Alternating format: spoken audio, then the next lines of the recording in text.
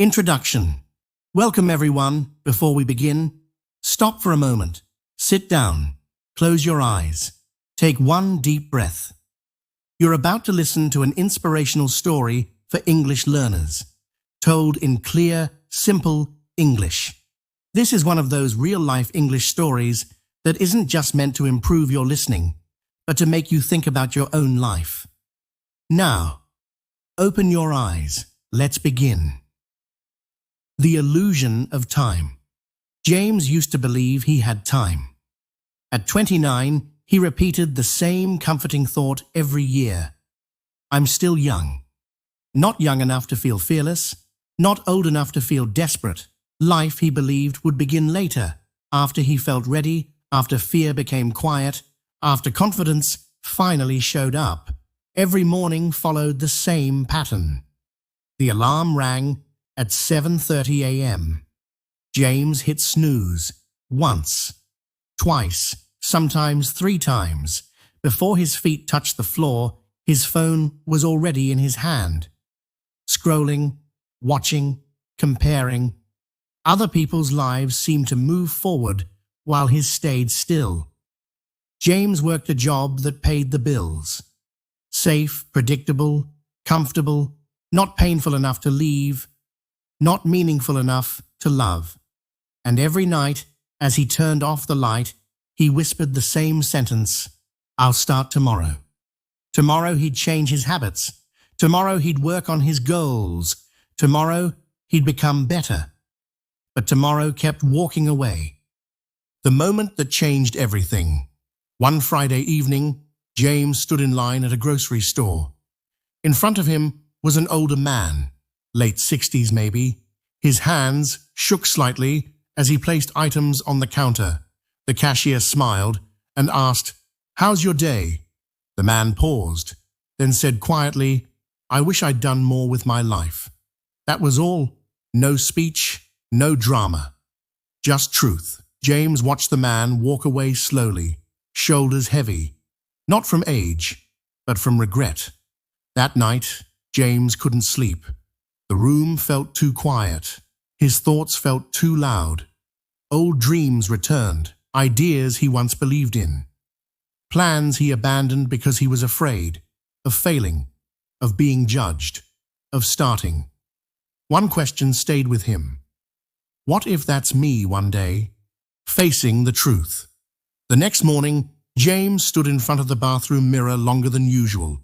Same face, same body, different awareness. He finally saw the truth. He wasn't lazy. He wasn't unlucky. He wasn't waiting. He was hiding. Hiding inside comfort. Hiding behind excuses. Hiding in distractions.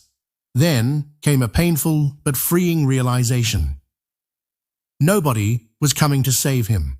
No perfect timing, no sudden motivation, no miracle. If his life was going to change, it had to begin with a choice.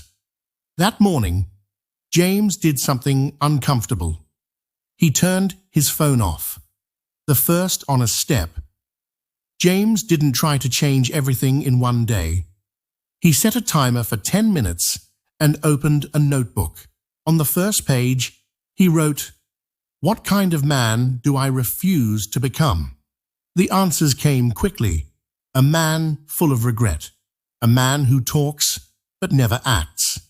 A man who wastes his potential. On the next page, he wrote, What kind of man do I choose to become?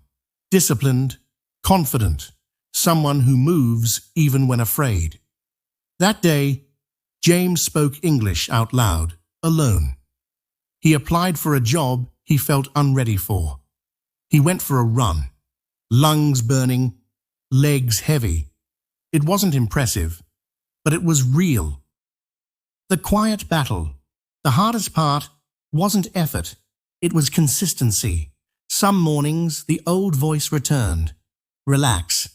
You can do this later. Now, James recognized it. That wasn't rest. That was fear wearing comfort's mask.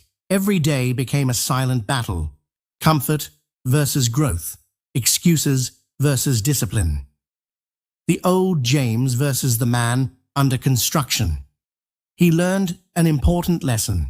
Motivation disappears. Habits remain. So he built habits. Wake earlier. Scroll less. Speak more. Work when no one is watching. Weeks passed, then months. No applause.